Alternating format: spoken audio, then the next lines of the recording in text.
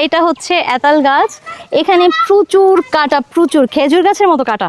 এই যে দেখেন, এগুলো ছোটোবেলায় যে আমরা যে কত এরকম কাটাগুলো জাস্ট এরকম করতাম আর ভাঙতাম, ঠিক আছে। আমরা যখন ওই যে আমরা বনবাদ বলতাম আর কি, পিকনিকের মতো, তো ছোটোবেলায় এটা এরকম টোকাই টোকাই নিয়ে প্রচুর, এই যে দেখেন কাটাগুলো কেমন দেখছেন, মানে খেজুর গাছের মতো কাটা।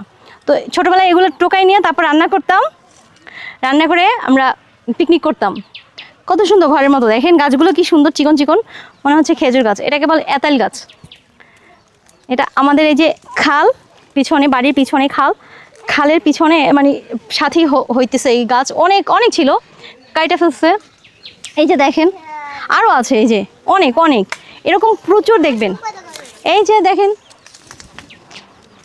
দেখছেন পাতাগুলো কি ফাইন না, লম্বা লম্বা একদম, ডালগুলো লম্বা লম্বা। তারপরে এই যে আমি দেখাচ্ছি, আমার ভয় লাগতেছে কাটা পায়ে ঢোকে কিনা। এই যে দেখেন এই খাল, এই যে খালের সাথেই লবণ পানি, বাবা গুতা লাগছে, লবণ পানির সাথে মানে এটা হয়, এই গাছগুলো হয়। আরও একটা গাছ দেখাবো পরের ভিডিওতে।